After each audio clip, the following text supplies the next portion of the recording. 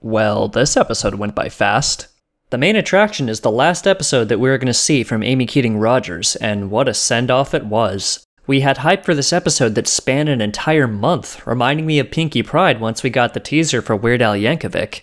But now that the episode has premiered and the dust has settled, how does it hold up? Well, first, let's start by bringing up a few things that I think deserve mentioning. 1. A lot of context surrounding Sven Gallup's downfall as the jerk manager was cut for time.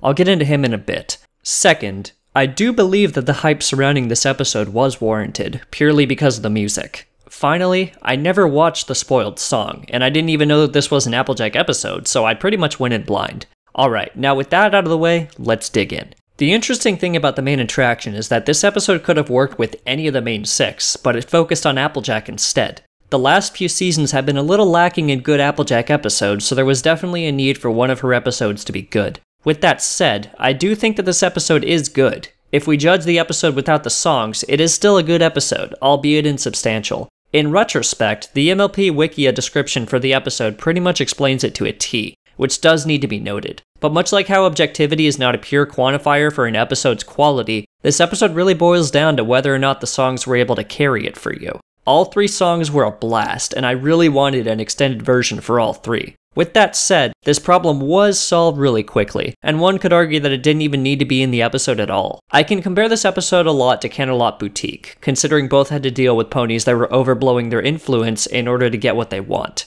And while Canterlot Boutique was able to squeeze in a very good song while still keeping a story that made sense, the main attraction has 2 to 3 songs, but the story suffers as a result. Now, I don't think that this is bad per se. We've had episodes since the beginning of the show that were different because there was a song within them. The episodes didn't suffer or were better, they were just different. The thing with songs is that they rely on being good, in quotes, in order to replace what would otherwise be gripping dialogue or an event, etc. And songs are inherently subjective, so you're rolling the dice on keeping the watcher's interest. I'm sure everyone can see where I'm going with this. Not everyone is going to like the same songs. It's not because the song is poorly put together, or the opposite. We all don't like the same music, so a part of the fandom is going to consider this song to be one of the best of the fandom, while others would consider them a waste of the episode's time. But what did we get with Applejack's friendship problem? We had a childhood connection between Applejack and Coloratura that spawned into the classic problem we've seen where other people seem to change over time. However, it wasn't Coloratura that was the one starting all the messes, it was her manager. Does this run into the problem that I mentioned last week regarding Coloratura not learning a lesson because the manager was the problem? Not exactly, considering Coloratura not knowing the problems beforehand is somewhat her fault. It takes a lot of puppeteering for Sven Gallup to not only be the type of bully that he is, but to keep it under wraps for as long as he has. Therefore, Coloratura is sort of a victim of circumstance, and the burden rests on her shoulders for not second-guessing her manager, even if he was the one that catapulted her to the top. However, it is understandable since we've seen numerous stories in real life where the agent was the hard one to work with. It's not the star's job to promote in Equestria, especially when you become that big.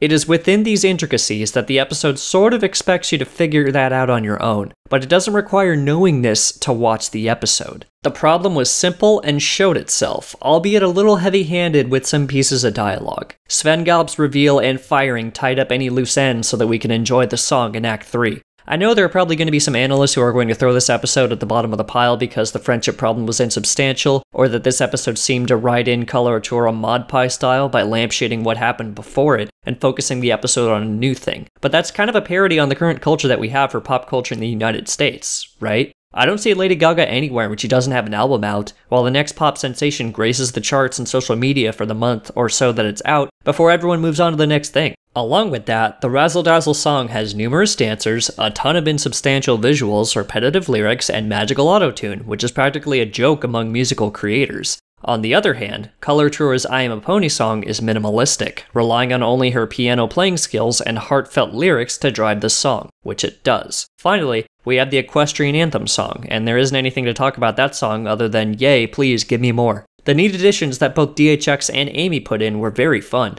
All the items that Sven Gallup wanted were from the episodes that Amy previously wrote, and we got to have the Prince cameo as well as, I think that's Flash Sentry in the back? He's already planning on stealing Coloratura before anyone can name her as a waifu. Damn you, Sentry. Overall, I liked this episode. I would have rather had Crusaders of the Lost Mark be the last episode that Amy goes out on, but that is a nitpick that is out of her control. This episode was neither bogged down by an overbearing moral or completely suffered because it wanted to have a bunch of songs instead of a plot. The problem is minimalistic and nothing that challenged Applejack's ego, so it was easy to overcome with a little bit of trust. Not only that, but Lena Hall's significance in the show is nothing short of a miracle. A Broadway actress referenced My Little Pony during a speech after admitting that she had binge-watched the show during a bad day, and now she's part of it. There's videos of her showing the first few lines as well as numerous tweets confirming over and over her interest in the show, and the hype train left the station. I don't care that the episode's problem didn't have the depth of other episodes, I care over what this episode became, and that was awesome. Thank you, Amy Keating Rogers. It's been a blast, and I wish you luck in your future endeavors. Well, that's about it for this episode. Thank you very much for watching. Make sure to leave a comment down below and like the video and subscribe. Did I miss anything regarding the episode? Do songs excuse a story's narrative? I'm sure that's a whole different video right there. I'm a bag of Vicodin, and I'll see you next time.